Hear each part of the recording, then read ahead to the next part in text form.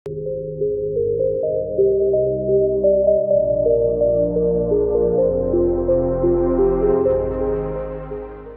बार एक शिकारी शिकार करने के लिए जंगल पहुंचा। उसने अपने तीर पर बहुत ही खतरनाक जहर लगाया और शिकार को निशाना बना करके उसने तीर को छोड़ा, लेकिन उसका तीर चूक गया और तीर एक पेड़ पर जा लगा।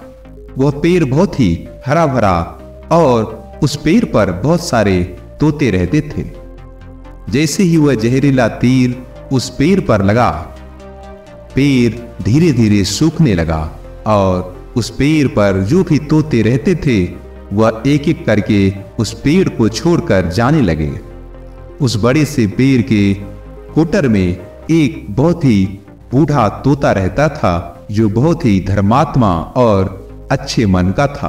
सभी तोते उस पेड़ को छोड़कर जाने लगे, लेकिन वह बूढ़ा तोता जाता था और दाना लेकर वापस आ जाता था उसी कोटर में और आकर के बैठ जाता था, परंतु उस पेड़ को छोड़ने के लिए वह तैयार नहीं था।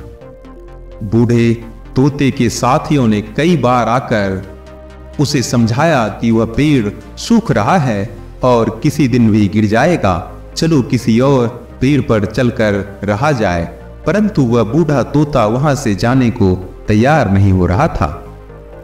अब यह बात देवराज इंद्र तक पहुंची। उन्हें बताया गया कि एक तोता है जो उस पेड़ पर रहता है। उस पेड़ पर एक जहरीला तीर लगने के कारण वह सूखने लगा है और वह गिरने के हालात में आ चुका है और एक बूढ़ा तोता अभी भी वहीं पर रह रहा है।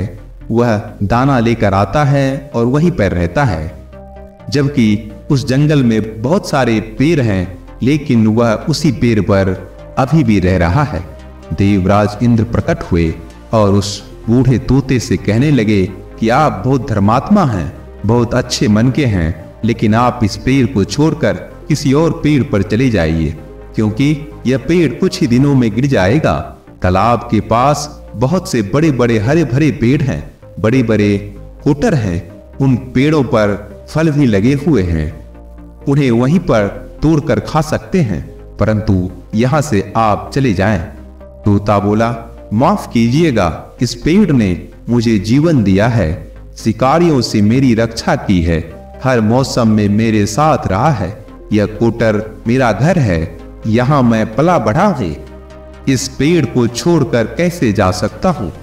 इस पर संकट आया है तो क्या मैं इसे छोड़कर चला जाऊं? मैं ऐसा कभी नहीं कर सकता।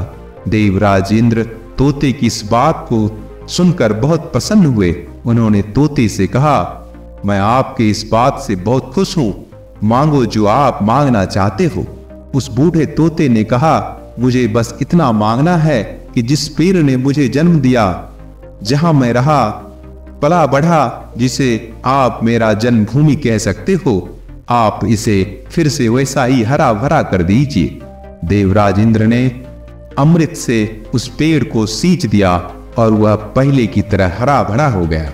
अब वापस उस पेड़ पर आकर बाकी तोते भी रहने लगा। बूढ़ा तोता कुछ समय तक जिंदा रहा और फिर उसकी मृत्यु हो गई और वह स्वर्ग चला गया। यह कहानी हमें सिखाती है कि जब भी किसी इंसान का बुरा दौर आता है तो इमोशनली वह टूट जाता है, उसे किसी के सहारे की जरूरत होती है और किसी की आवश्यकता होती है। अगर आप ऐसे समय में उसे छोड़कर चले जाएंगे, उससे बात नहीं करेंगे, मुंह मोड़ लेंगे, तो आपसे बुरा कोई नहीं है, क्योंकि आप किसी के साथ सुख का साथी बने या ना बने, लेकिन आपको हमेशा किसी के दुख के साथ उसका साथी जरूर बनना चाहिए। तो दोस्तों, ये वीडियो यही समाप्त होती है। मैं आशा करता हूँ आपको पसंद आई होगी। यदि हाँ तो आप हमें कमेंट में जरूर बताएं। धन्यवाद।